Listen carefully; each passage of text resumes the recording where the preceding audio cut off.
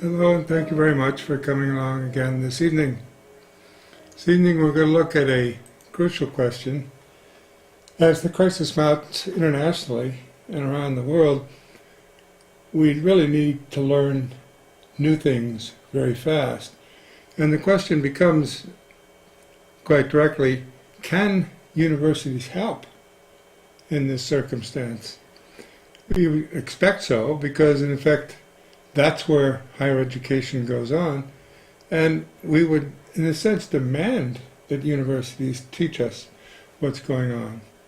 But it's not at all clear that they have done the job or can do the job on the scale that it needs to be done at this point.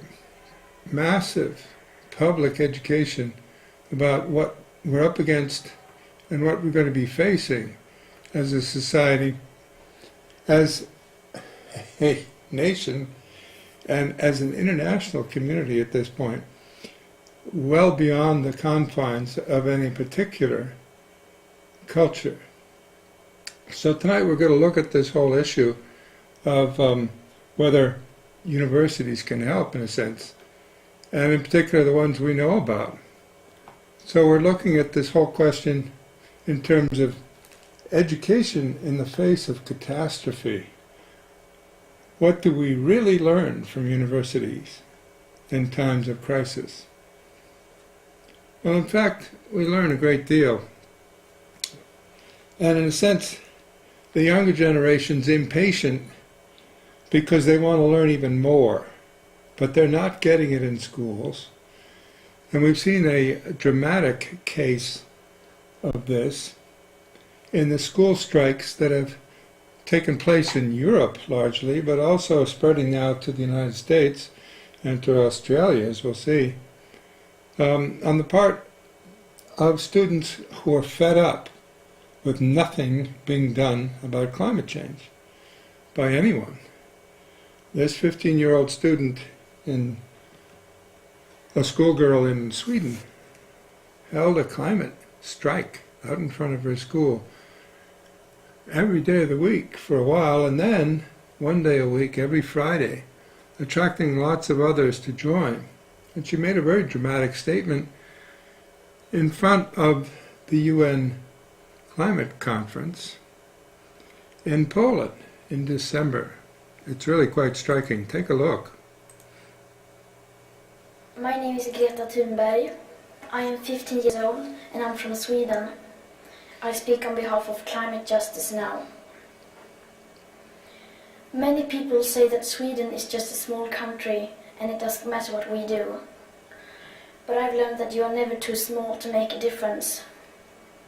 And if a few children can get headlines all over the world just by not going to school, then imagine what we could all do together if we really wanted to. Well, imagine. And she starts to, in fact, ask people to imagine.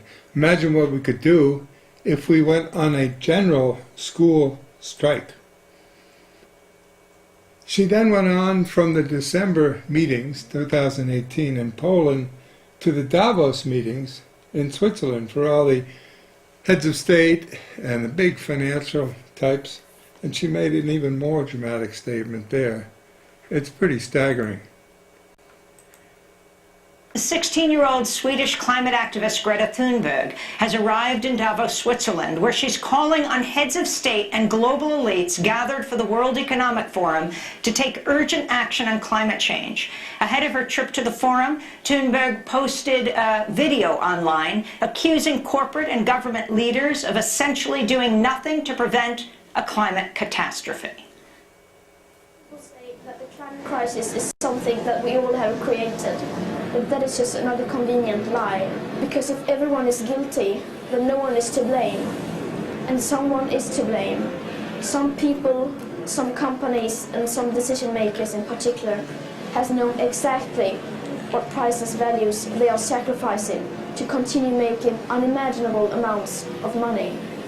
I want to challenge those companies and those decision makers into real and bold climate action, to set their economic goals aside and to safeguard the future living conditions for humankind. I don't believe for 1 second that you will rise to that challenge, but I want to ask you all the same. I ask you to prove me wrong.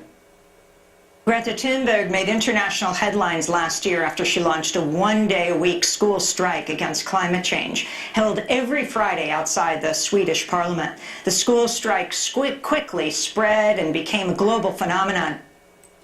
A global phenomenon that had people striking in other countries altogether. Take a look at what happened with Belgian students. A record 30,000 school children and students swamped Brussels city centre, braving the rain and snow to demand action on climate change. They're using the only leverage they have, school attendance, to urge leaders to act. It's the third week in a row that students have skipped class to protest, and it's the biggest crowd yet. This is really incredible. This is really a movement, a generation that is standing up. This cannot be ignored. We're here to march for the climate, as it's the only way for us young people to make our voices heard. We don't have the means that the government has, and since they're not doing it, we're getting on with it, doing everything we can. Banging drums and carrying signs decrying global warming, they gathered around the European Parliament to demand that those with the power to do so act quickly to protect their future. We want a healthier climate so when we grow up, we won't have to wear masks and things like that. So that our children have a beautiful planet when they grow up. Many schools have been lenient towards the truants, but several demanded selfies during the march as proof that their no-shows had good cause. Well, you can see this is a bit of a movement here in Europe, and it's gotten beyond Europe. In fact, in Australia, The Guardian from London reports that governments got quite heated about the issue. This Friday, many thousands of students across the country will go on strike from school, calling for emergency action on climate change. These brave and courageous kids are joining young people around the world who are angry at the failure of governments, including yours, to secure their future from global warming. Will you meet with and listen to these kids who are demanding action from your government to keep coal in the ground? Mr Speaker, climate change is a very real and serious issue which demands the attention of governments at all levels, and it has the attention of this government. But I'll tell you what we're also committed to. Kids should go to school. That's what we're committed to. We don't support the idea of kids not going to school to participate in things that can be dealt with outside of school. We do not support our schools being turned into parliaments, Mr Speaker. What we want is more learning in schools and less activism in schools. Okay, there you go. What we want is more learning in schools and less activism. Oh. Well, what do the students learn in schools? What would they learn if they went back to school? What would they learn about the future? What would they learn about their future?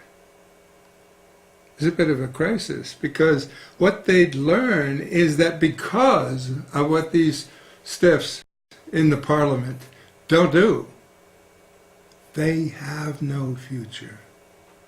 They will have no future whatsoever because of the opposition and silliness of coal-dominated governments, fossil fuel-dominated governments around the world. So the question is clearly, can the grown-ups catch on and catch up with the youth? Or should the children simply go back to school to learn that it's already too late for them to have a future? Go back to school to learn that it's already too late for them to have a future. As Greta put it, you're running out of time, of excuses, and we're running out of time. You say you love your children above all else, and yet you are stealing their future in front of their very eyes. So, if this is true at the secondary school level, what can we really learn from universities in times of crisis? That's a good question. The answer is a great deal about many things, many things. Among them, climate change.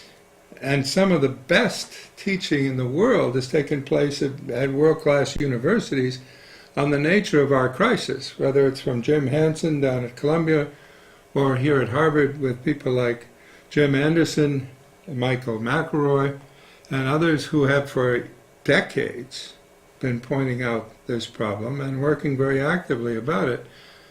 But you've got to understand that what goes on there is in the context of a bigger system of education. And as Chomsky has pointed out, the educational system is essentially one of indoctrination. You said a lot about the role of the media in a so-called democracy. I'm wondering how you see the role of our educational system, what it's doing right now, what forces are driving it, and what constraints are on it, and how should it operate? Mm-hmm. Well, I quoted the Trilateral Commission view of the educational system, namely it's a system of indoctrination of the young. And I think that's correct. It's a system of indoctrination of the young. That was the way the liberal elites regard it, and they're more or less accurate. So the educational system is supposed to train people to be obedient, conformist, not think too much, do what you're told, stay passive, don't cause any crises of democracy, don't raise any questions, and so on. That's basically what the system is about. Even the fact that the system has a lot of stupidity in it, I think, has a function. You know, it means that people are filtered out for obedience. If you can guarantee lots of stupidity in the educational system, you know, like stupid assignments and things like that, you know that the only people who make it through are people like me and like most of you, I guess, who are willing to do it no matter how stupid it is, because we want to go to the next step, you know. So you may know that this assignment is idiotic and the guy up there couldn't think his way out of a paper bag, but you'll do it anyway because that's the way you get to the next class, and you want to make it, and so on and so forth. Well, there are people who don't do that, you know. There are people who say, I'm not going to do it, it's too ridiculous, you know. Those people are called behavioral problems, or something like that. They end up in the principal's office or in the streets or selling drugs or whatever. And all of this is a technique for selection for obedience. And I don't know how to prove this, but I have a feeling that when you go to the elite universities, you find more obedience and conformity, probably because you're getting the students who were better able to do it. You know? Well, all of that is functional. That's the way it works. And it works right through graduate school. I mean, by the time you get to graduate school, it's already a little more varied because some real contradictions develop in the system. The problem is that you can't have progress this way. You know, now especially in the sciences and engineering, that's a problem because the corporations need science and engineering. You know, if you don't have innovation, you're really in trouble. So they have to encourage creativity and independence because you can't get anywhere if you just copy what somebody told you. You have to be challenging things all the time, challenging everything, you know, and thinking new thoughts and so on. And there you got a real contradiction. It's hard to train people to be creative and challenging and so on, and yet to ensure that somewhere else in their lives they're conformist and obedient and never think. Well, this is the characteristic critique that Chomsky has offered for 5 decades, more than 50 years as a faculty member at MIT and a prominent spokesman on higher education. These are the kinds of people that show up in the halls down at the principal's office, as he said, they're problem kids. And it does pose the question why Harvard students are sitting in to Drew Faust's office. Drew Faust used to be the president of Harvard, and they were mad. They weren't set down there to get out of class by some authoritarian figure, but they're asking, in fact, the figures of authority, what the heck is going on with divestment, and why isn't Harvard stepping up to the challenge? Well, Drew Faust was interviewed time and time again about the virtues of leadership and the like, but while she was president, she did nothing on divestment. And as soon as she steps down from being president, she joins Goldman Sachs' board of directors, just days after exiting the presidency of the university. So if you're paying attention at a place like Harvard, you can't help but learn something, even when the faculty is quite opposed to what you're doing, and they are. Momentum is growing in the movement to divest from fossil fuel companies. On Thursday, South African Archbishop Desmond Tutu voiced his support for an anti-apartheid-style boycott and divestment campaign against the industry for its role in driving climate change. In an article published in The Guardian, Tutu wrote, "People of conscience need to break their ties with corporations financing the injustice of climate change. We can, for instance, boycott events, sports teams, and media programming sponsored by fossil fuel energy companies." Tutu went on to write, quote, "We can encourage more of our universities and municipalities and cultural institutions to cut their ties to the fossil fuel industry." Last year, Desmond Tutu appeared in a video backing the fossil fuel divestment campaign. The divestment movement played a key role in helping liberate South Africa. The corporations understood the logic of money even when they weren't swayed by the dictates of morality. Climate change is a deeply moral issue too, of course.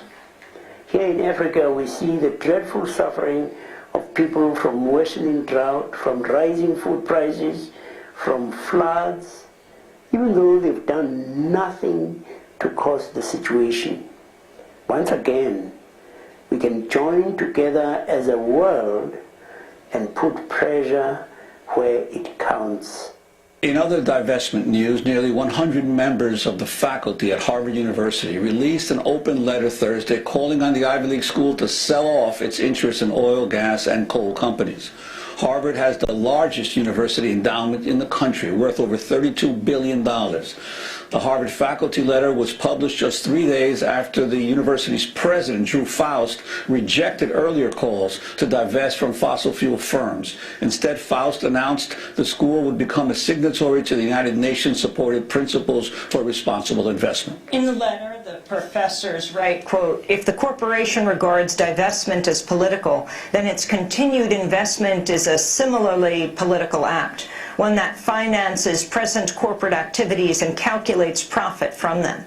The only way to remain neutral in such circumstances is to bracket ethical principles even while being deeply concerned about consequences. Slavery was once an investment issue, as were apartheid and the harm caused by smoking," the Harvard professors wrote.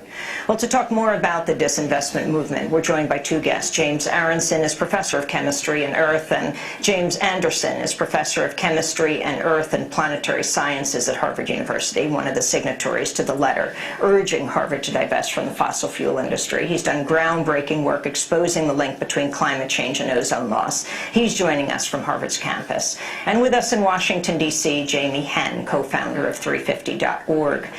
Professor Anderson, why don't you begin? Talk about why you signed this letter and what exactly it says. Well, I signed the letter because this fossil fuel question is unique in many ways. First, the combustion of fossil fuels has and will continue to bring serious and irreversible change to the structure of the Earth's climate. And second, the fossil fuel industry has and will continue to provide very significant misinformation about this problem to the general public.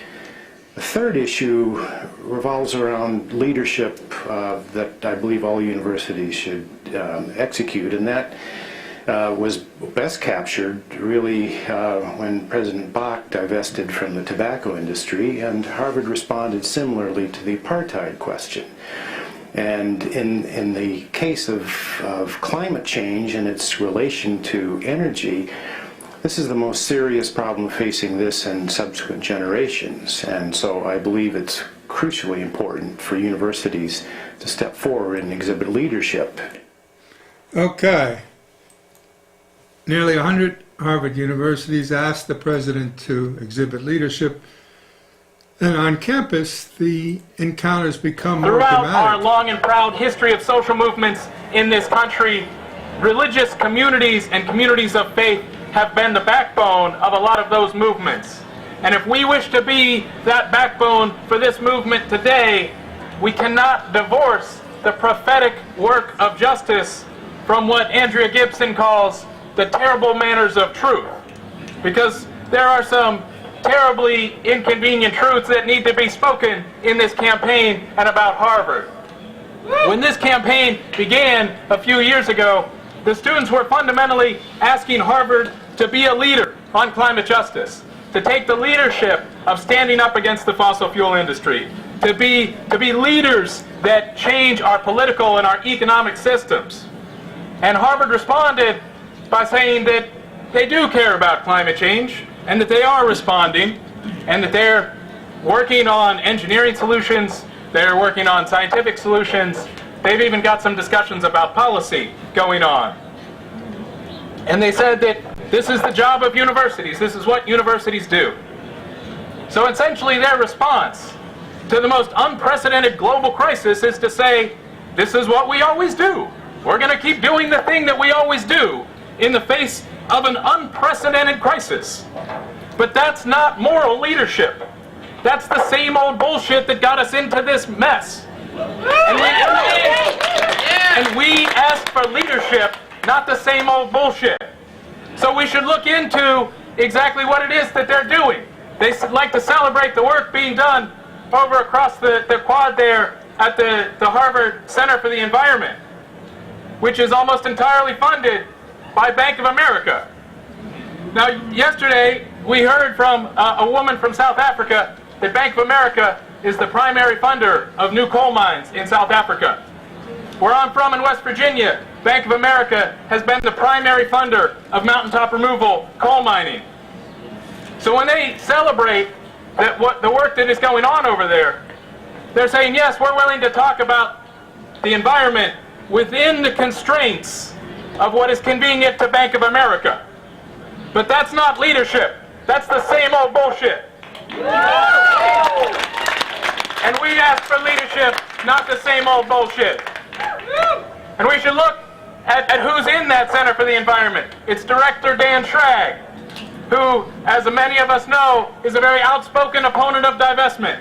He says he cares about climate change, but divestment just isn't the way to get it done. But in addition to working for Harvard, in addition to advising the President of the United States, Dan Schrag also works for C12 Energy to promote their natural gas power plants. Dan Schrag also works for SCS Energy to promote their carbon capture and sequestration plant burning coal in California. So while he says that divestment isn't really the way to go, he's not just an objective scientist, he's an employee of the natural gas and the coal industry.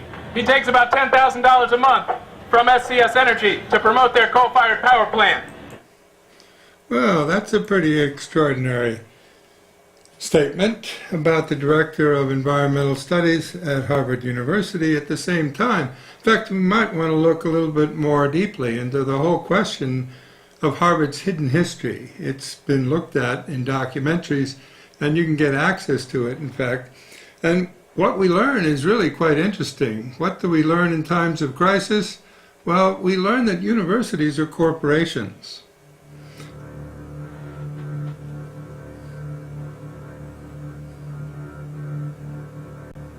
"150 years ago, the business corporation was a relatively insignificant institution. Today, it is all-pervasive. Like the church, the monarchy, and the Communist Party in other times and places, the corporation is today's dominant institution." This documentary examines the nature, evolution, impacts, and possible futures of the modern business corporation. Initially given a narrow legal mandate, what has allowed today's corporation to achieve such extraordinary power and influence over our lives? We begin our inquiry as scandals threaten to trigger a wide debate about the lack of public control over big corporations. I don't think there is an overhang over the market of distrust.